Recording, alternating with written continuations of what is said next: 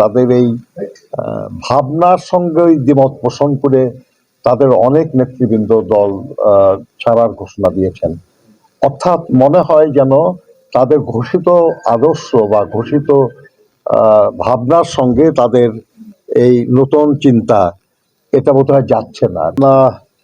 শরিক দলগুলির সঙ্গে আলোচনা করে করা হয়েছে অনেক কিছু, তারপরেও এখনো সময় আছে, এখনো সময় আছে।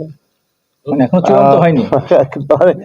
চূড়ান্ত তো ভাই শেষ দিন পর্যন্ত কোনো কিছুই কি চূড়ান্ত? আসলে আমার আপনার জীবন, এই আলোচনা, এই প্রেস ব্রিফিং, এই আপনাদের প্রশ্ন এবং তার জবাব, কোনটা চূড়ান্ত ভাই?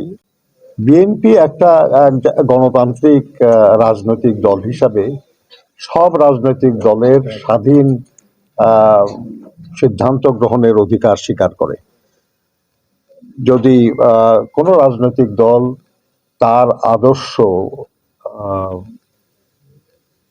ঘোষিত আদর্শ, সেটা অনুযায়ী যদি অন্য কোনো রাজনৈতিক দলের সঙ্গে সম্পর্কিত হতে চায়, সে অধিকার তাদের আছে। অবশ্য আমরা এটাও দেখলাম আর কি, যে তাদের এই সিদ্ধান্ত না, তাদের এই ভাবনার সঙ্গে দ্বিমত পোষণ করে তাদের অনেক নেতৃবৃন্দ দল ছাড়ার ঘোষণা দিয়েছেন।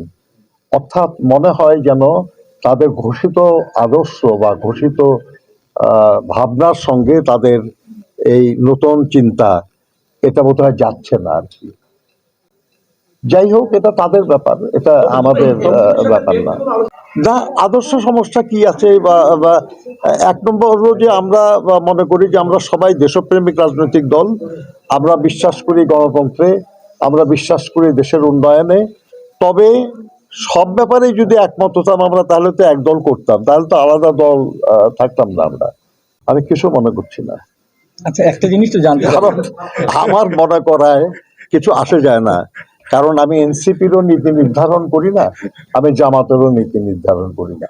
বগুড়ায় যে করছেন এটা আমি নিশ্চিত, ঢাকায় করছেন কিনা এটা আপনারা আমাদের দলের পক্ষ থেকে যখন জানানো হবে তখন জানবেন। বড় দল আমাদের ত্যাগী নেতারা, ভাই আমি তো দলের, আমিও প্রথম থেকেই আসি দলে, অন্তত আমি নিজেকে ত্যাগী বলেই দাবি করি আর কি, কিন্তু আমি তো নমিনেশনে চাই নাই কখন। তো এখন ব্যাপার হচ্ছে যে দলের স্বার্থ, দেশের স্বার্থ সবার আগে, ত্যাগী নেতাদের জন্য আরো বেশি আগে।